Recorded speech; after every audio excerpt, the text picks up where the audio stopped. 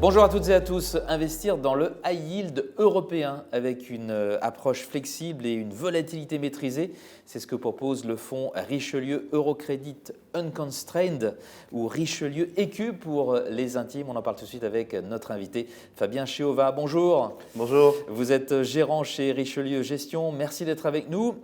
Avant toute chose, Fabien, parlez-nous un petit peu de vous. Quelle est votre expérience en tant que gérant obligataire ?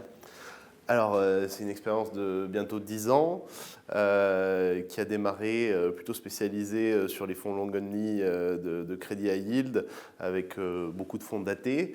Et j'ai par la suite développé progressivement un process de gestion beaucoup plus flexible avec la recherche, notamment post-2018, qui avait été une année difficile pour le high yield, d'une maîtrise de la volatilité pour s'adapter à une clientèle patrimoniale. Alors là, on va parler de Richelieu EQ. Beaucoup de fonds du même genre se sont lancés ces derniers temps. Qu'est-ce qui fait l'originalité du vôtre ?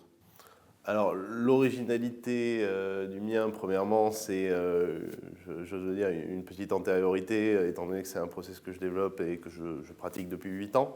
Il y a une partie, j'ai envie de dire, tout à fait standard dans un fonds de cette nature, qui est une partie avec une approche assez macroéconomique, d'allocation sur les différents marchés de crédit. Et il y a une partie un peu plus propriétaire qui cherche à combler le manque de momentum, en fait, dans des moments comme 2022, notamment. On va chercher à avoir une approche qui ne soit pas trop value. Vous savez, le gérant obligataire, en général, il est plutôt value dans son esprit.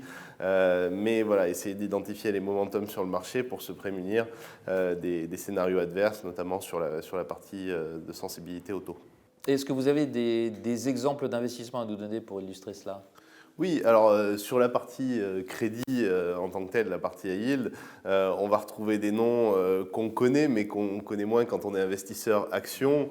Je pense à des noms qu'on a achetés récemment, comme Afflelou, comme Intermarché. On aime bien des choses un petit peu moins connues. Mobilux, qui est la holding de But et Conforama. Pour un peu plus connu, du Eramet, par exemple, dans les mines, dans les métaux.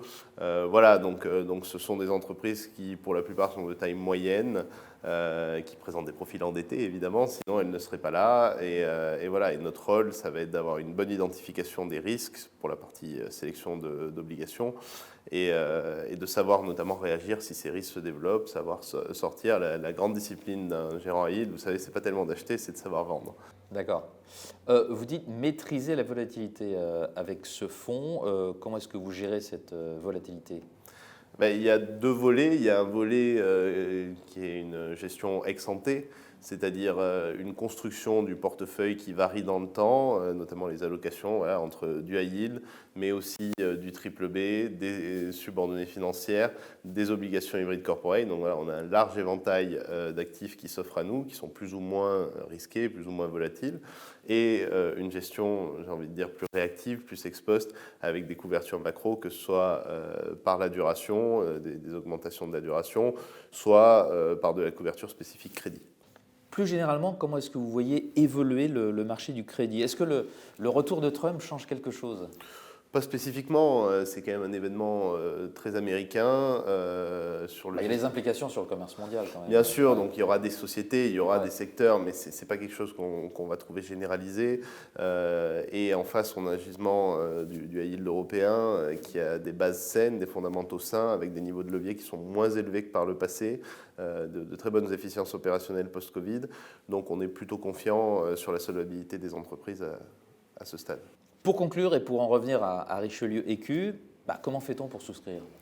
Alors, ce n'est pas moi qui vous donnerai la réponse, bien sûr, mais je vous invite à vous rapprocher de notre équipe commerciale récemment constituée, Dylan Davio et Victor Simonet, qui seront ravis de répondre à toutes vos questions sur le fonds et sur comment y souscrire.